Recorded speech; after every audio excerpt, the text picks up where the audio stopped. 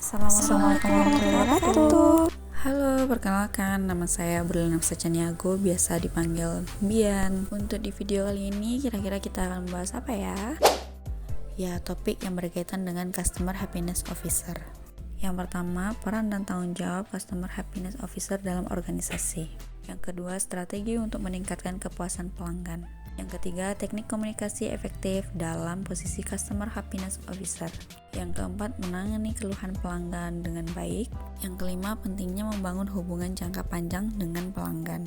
Yang keenam, memonitor dan mengukur kepuasan pelanggan. 7. Pelatihan dan pengembangan keterampilan untuk Customer Happiness Officer. 8. Menggunakan teknologi untuk meningkatkan pengalaman pelanggan. 9. Menerapkan praktik terbaik dalam manajemen hubungan pelanggan. 10. Pentingnya responsif terhadap pelanggan. 11. Mengelola eskalasi pelanggan dengan efektif. 11. Membangun budaya perusahaan yang berorientasi pada kepuasan pelanggan. 12. Menyusun program loyalitas pelanggan yang efektif. 12. Penanganan pelanggan yang sulit atau tidak puas. 15. Atau terakhir, membangun tim Customer Happiness Officer yang kuat dan kolaboratif. Dari 15 topik, ada 4 topik yang menarik loh. Pertama, menangani keluhan pelanggan dengan baik.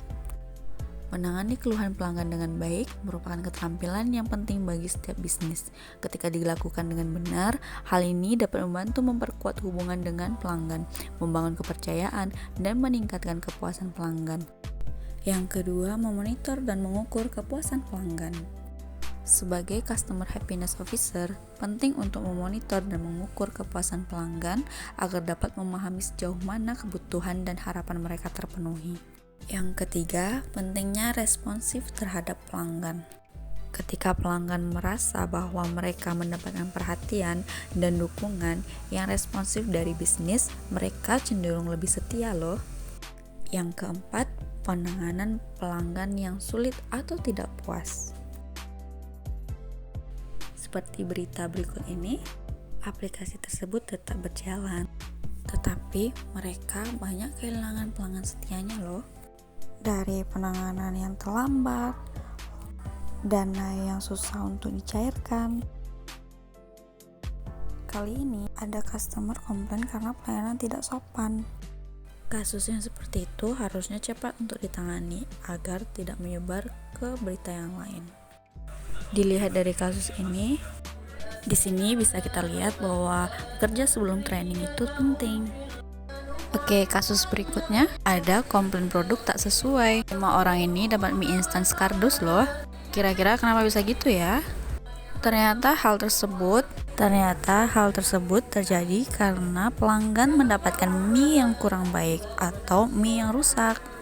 Sebagai permintaan maaf perusahaan meminta maaf dan memberikan mie terbaiknya kembali.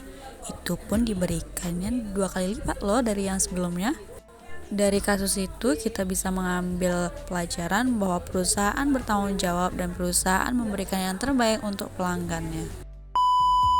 Hai, cukup menarik ya pembahasan kita kali ini. Dari sini ternyata kita bisa lihat bahwa customer service, karyawan, tim itu semuanya sangat berpengaruh dalam bisnis.